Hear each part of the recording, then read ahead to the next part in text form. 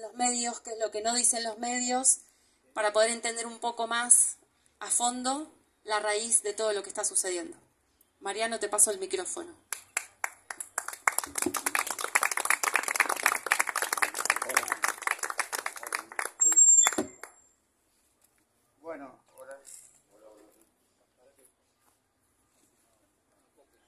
Hola. Bueno, siempre comienzo diciendo que como hijo directo de palestino y orgullosamente argentino, les agradezco la presencia de todos ustedes. Sé que el esfuerzo que hacen para venir a algún conversatorio, algún acto y visibilizar todo lo que está sucediendo en Palestina y la zona. Mi padre siempre decía que no había que descuidar a Palestina porque le va a pasar igual, lo mismo, y bueno, y lamentablemente está sucediendo eso. Como ya dijo Amira, vamos a empezar este acto en solidaridad con Palestina, que debe ser uno de los únicos que se han hecho en el país y que se va a hacer hoy en el país. Y es un orgullo, un honor, porque siempre está con nosotros, tenerlo a Mariano Saravia con nosotros, así que le pido la palabra a él que se acerque para que comience este acto. Fuerte el aplauso para él. Por ahí capaz que no hace falta el micrófono, ¿no es cierto? Sí, hace falta. Pero a ver, probemos. No, dicen que sí. ¿Eh? Sí, sí hace falta. Porque si yo me acerco acá, ¿me escuchan? ¿O no? Somos poquitos, así que, bueno, es mejor.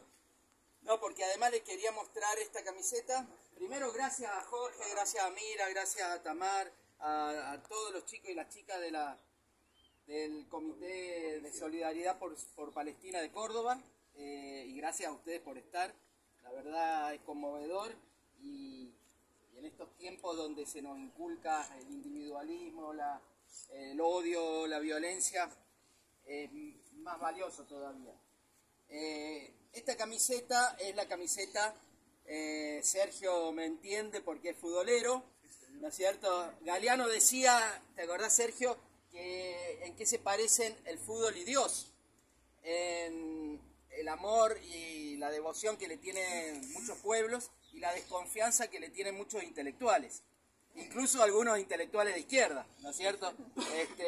Pero la verdad que el fútbol, que ha servido y sirve para cosas horribles realmente, también puede servir a veces para abrir cabeza y despertar conciencia. Esta es la camiseta del Club Palestino de Chile, que es maravilloso lo que hacen ellos. El otro día lo último que hicieron hace un par de meses fue, vieron que muchos jugadores salen a la cancha en todo el mundo con niños, ¿no? Y estos salieron con la mano así, pero sin ningún niño, para llamar la conciencia del mundo de todos los niños que han sido masacrados en este año por el Estado de Israel. Y esta fue otra camiseta emblemática porque, si se fijan en la espalda, los números 1 son el mapa de Palestina, como dicen los palestinos, desde el río hasta el mar, ¿no? Por supuesto se armó un escándalo, pero sirvió el fútbol para llamar la conciencia, ¿no? Imagínense, nosotros acá somos 20-30, pero si el domingo Talleres saliera a la cancha o Belgrano con una bandera de solidaridad a Palestina, bueno, la repercusión sería mucho mayor. Así que por eso no dejan. Pero a veces hay que hacer las cosas de prepo, ¿no? Sin que te dejen. Lo hicimos cuando vino el palestino. Claro, sí. Con Comar, ¿no es cierto? Claro. Con Juan Cruz Comar. Bueno, me pidió Jorge, me pidió Tamar que hable un poquito, pero principalmente vinculando el genocidio, primero denunciando el genocidio y después vinculándolo con el colonialismo, digamos, dándole una vueltita de tuerca, porque a veces hay como un pensamiento mágico, lo tenemos también con el genocidio de Argentina de los años 70, de creer que estos fenómenos, que es la aberración máxima a la que puede llegar el ser humano, pasan porque hay 4 o 5 genocidas muy malos, y bueno, si metés preso a Videla, a Menéndez, ya se terminó el problema. Y como hemos visto en estos 40 años de democracia, hay complicidades por todos lados. Entonces, me parecía interesante remarcar por qué hablamos de genocidio y por qué hablamos de colonialismo, ¿no? Primero, genocidio porque cumple con todas las normas, digamos, todos los requisitos que establece la Convención de la ONU del año 48 para la sanción y para la prevención del delito de genocidio, que es intentar exterminar un grupo humano, lo está haciendo Israel, trasladar grupos humanos de un lado al otro, lo está haciendo permanentemente, trasladar niños separándolos de sus padres y de sus comunidades, lo está haciendo, destruir parte del pueblo, también lo está haciendo, en todos los casos lo está haciendo, y no lo decimos nosotros, lo dice incluso la ONU, incluso una ONU cómplice de un montón de genocidios, en este caso no ha podido mirar para otro lado, y lo mismo el Tribunal Internacional Penal de La Haya. Entonces ya es evidente, ¿no? Por lo menos en el caso de Gaza, donde en un poquito más de un año Israel ha matado, ha asesinado a más de 45.000 personas, la inmensa mayoría civiles, ancianos, niños, mujeres. Y si a esas 45.000 le sumamos las 15.000 del Líbano en estos últimos 2 meses, bueno, son 60.000 personas, que a lo mejor es poco, a lo mejor es mucho, a lo mejor no te dice nada, los números por ahí como pueden llegar a ser una entelequia, pero yo les digo, volviendo al tema del fútbol, en una cosa más dramática, el domingo va a haber menos de 60.000 personas en el Kempes. Imagínense ese Kempes lleno, es lo que representa los muertos palestinos y libaneses en manos del Estado de Israel en poquito más de un año. Para dimensionar. 2 veces los 30.000 nuestros. 2 veces el drama argentino. Claro, hay que dimensionar para poder bajarlo a tierra y que la gente lo pueda entender, lo pueda asimilar, ¿no es cierto? 2 veces los 30.000 nuestros, o un Kempes entero. Eso es lo que significa el exterminio del Estado de Israel. En Gaza, Con una población de 2 millones. si lo llevamos a la proporción, es mucho más. Nacionales, Claro, es mucho más que los 30.000 nuestros. mucho, pero- Claro. Eso en Gaza nada más. Gaza. Que eso, ahí claramente hay un genocidio por exterminio. Pero en Cisjordania, mal llamada Cisjordania, ya voy a decir por qué, hay un genocidio también por impedir la vida. Porque no solamente es genocida quien mata, quien extermina físicamente, sino también quien impide la vida. Y con el régimen de apartheid que hay en Cisjordania, se está impidiendo la vida permanentemente, con un montón de cosas, con los bastustanes que existen muy al estilo de Sudáfrica, digamos, sin poder pasar de un pueblo al otro, de una aldea a la otra, etcétera, etcétera, pero también con el tema del agua, con el tema de la salud, etcétera, etcétera. Es imposible vivir, o por lo menos vivir una vida normal en Cisjordania, con lo cual también se puede catalogar claramente de genocidio. ¿Por qué digo lo de Cisjordania? Porque ya desde el vamos, las palabras y la semántica dan cuenta de ese colonialismo que da lugar al genocidio, ¿no? ¿Por qué decir Cisjordania? ¿Qué es Cisjordania? Primero, ¿por qué decir Medio Oriente? ¿Desde dónde está dicho ese concepto de Medio Oriente? Y desde Europa. Si vos te parás a mirar el mundo desde Europa, eso es Medio Oriente. El otro es el lejano Oriente. Pero ellos, si lo miran desde Asia o desde Eurasia, pueden decir, esto es Asia Occidental. Ningún Medio Oriente. ¿Y Cisjordania desde dónde? Y desde Israel. Visto desde Israel es Cisjordania, porque está de este lado del río Jordán. Pero para ellos es la ribera occidental, West Bank, ¿no es cierto? Es totalmente distinto. No digo para que nos flagelemos ni empecemos a tener que hablar así, pero que seamos conscientes de que incluso las palabras que usamos nosotros y nosotras están impregnadas de colonialismo, ¿no es cierto? El colonialismo está en la base del sionismo, porque esa es la otra trampa, ¿no es cierto? Por ahí uno dice, bueno, es este Estado de Israel, es este gobierno, es Netanyahu, es la extrema derecha. pero podría haber a lo mejor una solución de dos estados. Ahora, cuando uno empieza a profundizar en la historia, se da cuenta que el proyecto sionista es básicamente colonialista. Y también podríamos decir imperialista. Y después eso lleva, más directamente o más indirectamente, al genocidio, ¿no es cierto?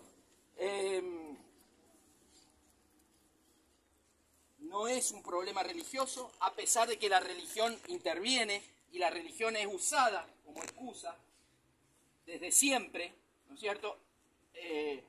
Muchas veces se ha dicho que hay que diferenciar israelí de judío, Estado de Israel de pueblo judío, pero lo que pasa es que ellos mismos han hecho del Estado de Israel cada vez un Estado más teocrático solamente para el pueblo judío y excluyente de las otras confesiones, de los otros pueblos. Entonces se mezcla todo. Desde que Sharon entró a la explanada de las mezquitas en el año 2000, esto se fue exacerbando. Y ya hay algunos locos extremistas que están hablando de la posibilidad de construir un tercer templo. Ustedes saben que hubo un primer templo del pueblo de Israel que fue destruido por los babilonios, un segundo templo destruido por los romanos. Si quisieran construir un tercer templo, ¿dónde lo construirían? Ahí mismo donde están los lugares más sagrados del Islam.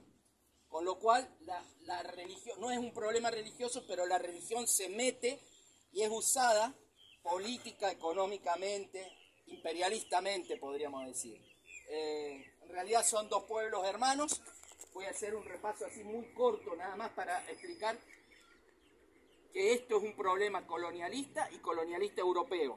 Son dos pueblos hermanos porque los dos vienen de Abraham, ¿no es cierto? Abraham con Sara lo tiene a Isaac y con Agar lo tiene a Ismael, los padres del pueblo judío y del pueblo árabe, de los pueblos árabes, y de ahí en adelante, bueno, ustedes saben, las 12 tribus, la esclavitud en Egipto, Moisés, si abrió el Mar Negro o no lo abrió, no importa, la vuelta a la tierra prometida, después la esclavitud en Babilonia, ¿no es cierto? Lo que decíamos recién, viene el esplendor hacia el año 1000 a.C., Salomón, rey David, etcétera, etcétera.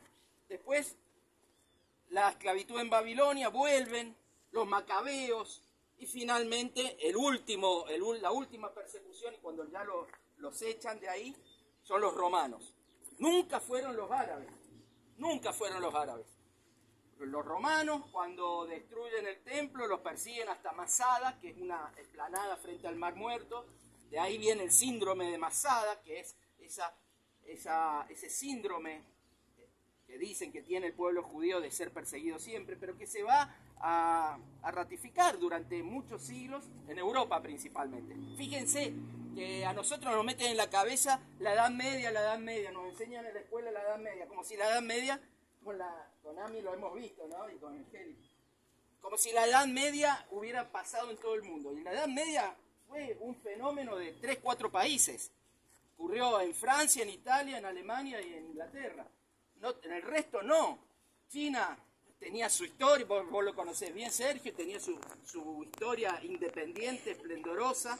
Lo mismo podemos decir del Imperio bizantino, de Rusia que se estaba formando, África, ni hablemos, América, etc. Pero en lo que hoy es España, había Al-Ándalus, donde convivían bastante bien musulmanes y judíos y cristianos, con un gobierno musulmán, califato, donde florecía el arte, la ciencia, el ajedrez, la filosofía, Averroes, Maimónides. Era una maravilla. Recién cuando cae Granada en manos de los reyes católicos, empieza el desastre, que en realidad ya había empezado un poco antes.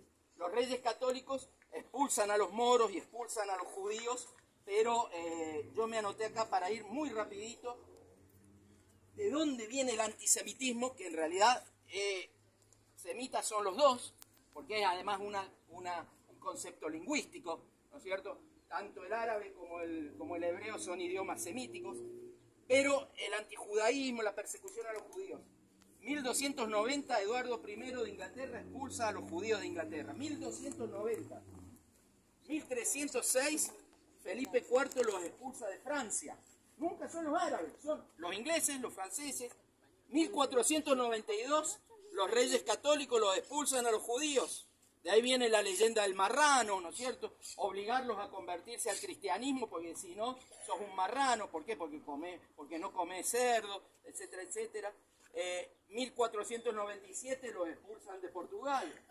1516, no existe Italia, porque Italia es muy nuevo, es del siglo XIX, pero en la Serenísima República de Venecia, tan hermosa Venecia, pero tiene también sus cuitas, ¿no? 1516 surge el primer gueto de la historia. Gueto viene de borghetto, que es barriecito. Borgo es barrio en italiano.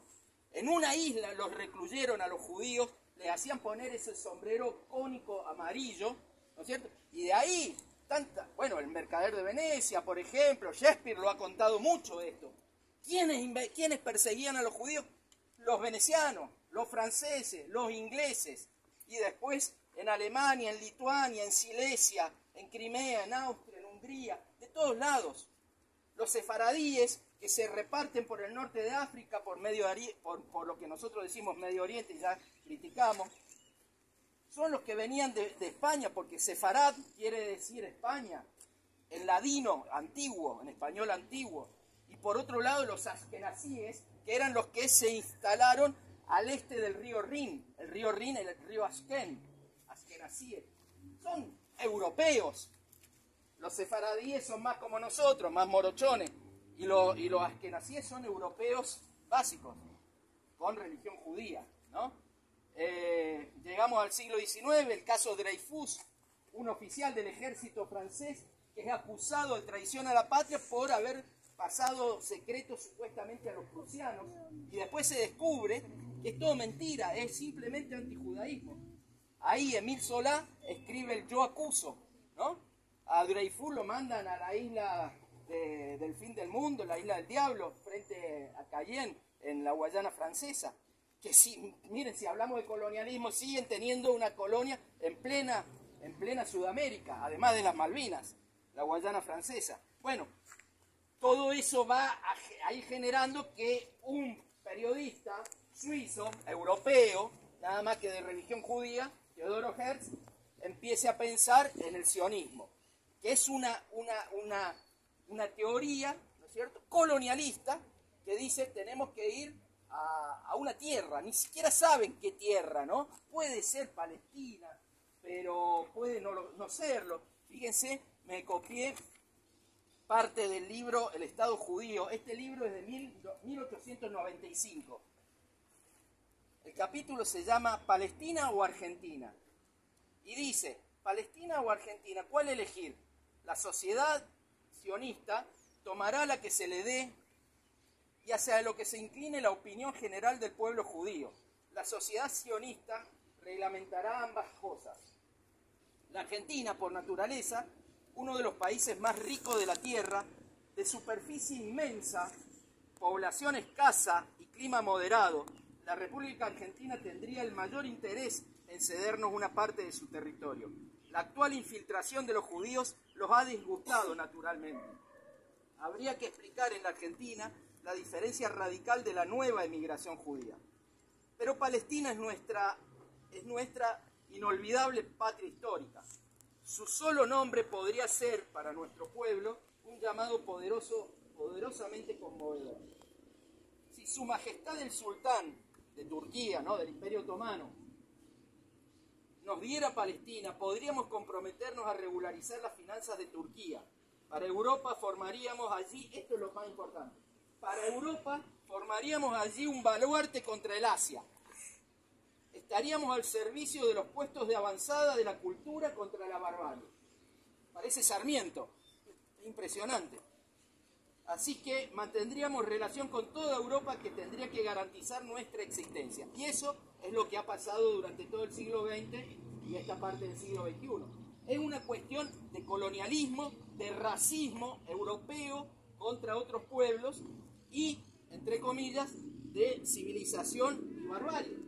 Lo dice Teodoro Herz y es muy parecido a lo que decía Lombroso, ¿no? Vos que está en la parte jurídica, el penalista Lombroso que decía, le medía la frente, o sea, portación de rostro. Sos pobre, sos feo y vas a ser asesino. Sos marrón, vas a ser asesino. Entonces, Lombroso, Sarmiento, Teodoro Herz, etcétera, etcétera. Esto empieza a crecer con la inmigración judía a Palestina, que empiezan a llegar más y más y más en los primeros años del siglo XX, y con la consecución de la Primera Guerra Mundial y el desmoronamiento de los grandes imperios. 1916, acuerdo Sykes-Picot, ¿no es cierto? Acuerdo entre los ingleses y los franceses, 1916. Faltaban 2 años para que terminara la guerra. Y ya estaban previendo la derrota del Imperio Otomano y cómo se iban a repartir la torta, como un queso, ¿no? Entonces, mandato francés que abarca Siria y el Líbano, mandato británico, Palestina, Jordania, Irak, ¿no es cierto? Repartiéndose en mundo árabe como dos décadas antes se habían repartido en Berlín, África. Se la habían repartido igual. Un año después, en 1917, la declaración Balfour, donde dice Balfour, el ministro de Relaciones Exteriores, dice que Gran Bretaña, el Imperio Británico, vería con buenos ojos un hogar nacional para el pueblo judío en Palestina. La gran mentira de un pueblo sin tierra para una tierra sin pueblo. Lo mismo que hizo Argentina en la Patagonia. Ahí no era un desierto, ni era una tierra sin pueblo, había palestinos, ¿no? Entonces empieza a salir el verdadero objetivo.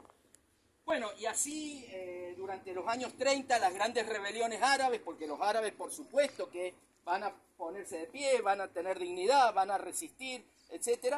Viene el Holocausto, que, no sé con quién hablábamos recién, no está separado de esta estrategia general, de este objetivo final, ¿no es cierto? Hay un libro que se lo recomiendo de una autora francesa, se llama Viviane Forestier, se llama El pecado occidental. Y ella lo que dice básicamente en ese libro es que nunca hubo una guerra contra el nazismo. A lo sumo una guerra contra el expansionismo alemán, pero los aliados jamás, por ejemplo, bombardearon las vías del tren que llevaban a los judíos a los campos de Auschwitz, o de Treblinka, o de Passau, nunca.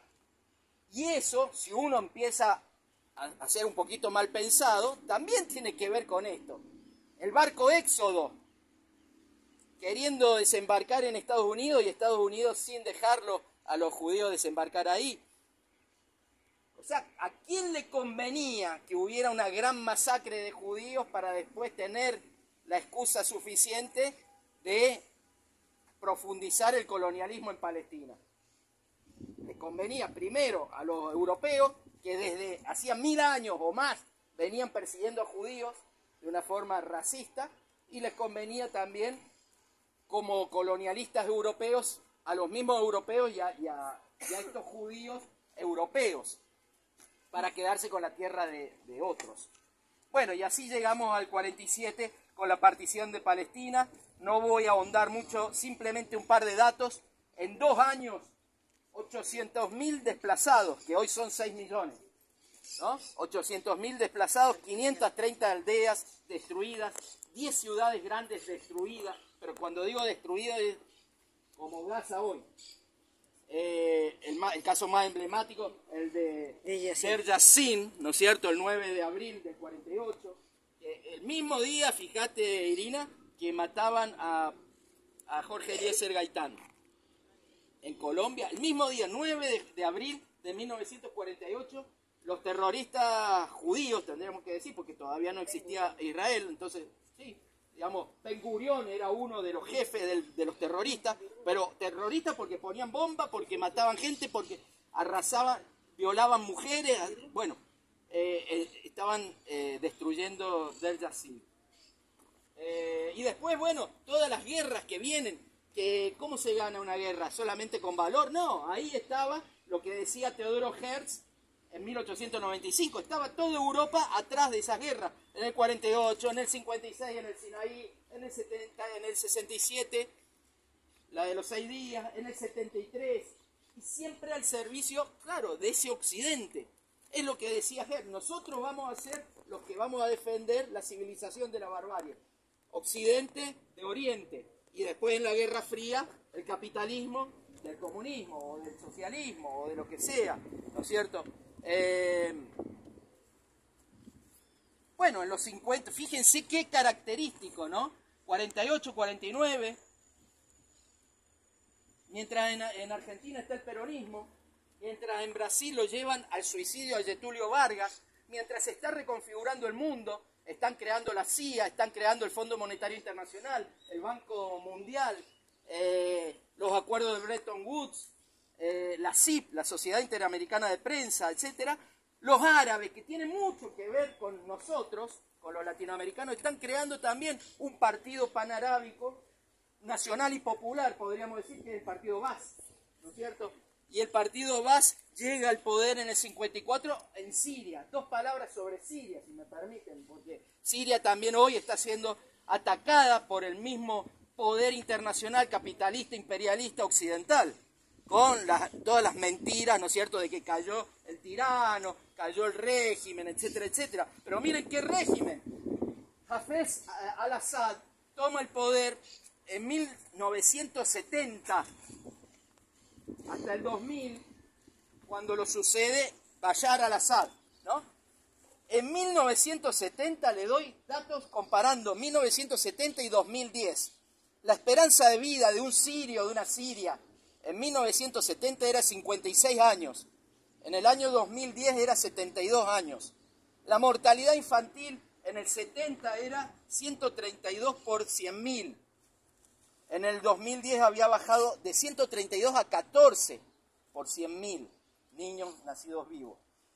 La mortalidad materna de 482 en 1970 cada 100.000 a 45. O sea, miren qué régimen tan espantoso, o qué dictador, ¿no es cierto? Un dictador a la agüita de una parte chiquita dentro del chiismo, que en realidad había generado un régimen de tolerancia donde la mayoría de los sirios son sunitas, pero hay muchísimos cristianos, y me consta, Tamar, que también hay muchísimos armenios. Yo también. Y jamás un armenio dijo, me tratan mal en Siria. Jamás un cristiano dijo, me tratan mal, tengo problemas en Siria. Hasta comunidades judías había. La Constitución de Siria de 1973, en su artículo 13, dice, escuchá esto, la economía del Estado es una economía social planificada que busca el fin de la explotación. Bueno, está claro, ¿no? Después, bueno, la pueden haber respetado más, menos, pero esto molesta, a muchos molesta. Una cosa, en ese momento, años 70, todos los 70 hasta principios de los 80, no existe Hamas y no existe Hezbollah. Mentira lo que dice el régimen sionista de que si borran del mapa a Hamas, va a haber paz y bienestar para todos, va a haber el reino de los cielos. No existía. Hezbollah se crea en 1982 con la invasión de Israel al Líbano y la ocupación de Beirut. Y Hamas se crea recién en 1986, y siempre como reacción al terrorismo estatal de Israel, siempre como reacción. Bueno, no lo voy a hacer mucho más largo, simplemente a partir de ahí, fíjense, viene de los años 80, ya empieza la glasnost, la perestroika, el tembladeral de la Unión Soviética, que era un sostén también de Siria, de Palestina, y ya empieza a haber más problemas, ¿no? Ni hablemos después de la caída del muro de Berlín y ni hablemos después del 91 con la caída de la Unión Soviética. Fíjense qué casualidad que en el 91 son los acuerdos de Madrid, en el 93 son los acuerdos de Oslo. En el 94 se crea la Autoridad Nacional Palestina, un protoestado, ¿no es cierto? Pero inmediatamente muere muy sospechosamente Yasser Arafat en el 2004, un poquito después, pero antes lo matan a Isaac Rabin.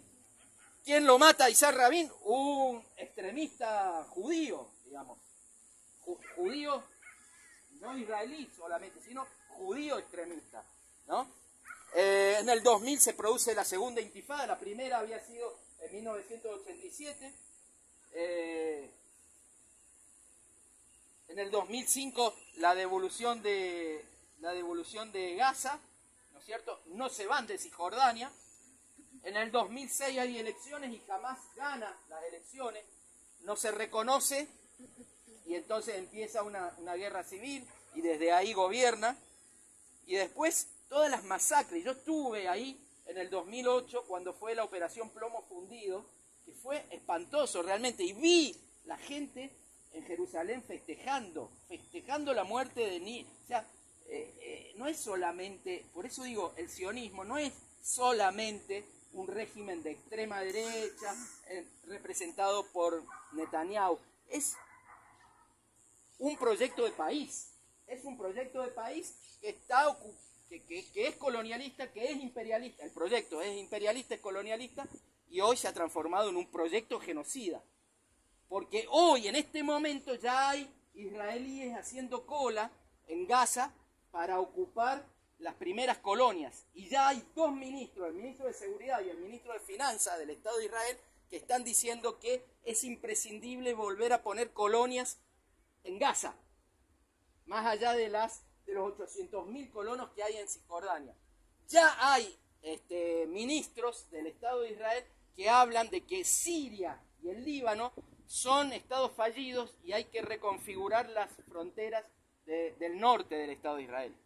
Ya hay algunos ministros que hablan del gran Israel, del cual hablaba Teodoro Herz, que va desde el Nilo hasta el Éufrates. Entonces, es un proyecto colonialista, el sionismo es colonialismo, es imperialismo, y hoy se ha mostrado claramente como un proyecto genocida. Por eso decimos, no es una guerra, es un genocidio, y la base está en el colonialismo. Muchas gracias.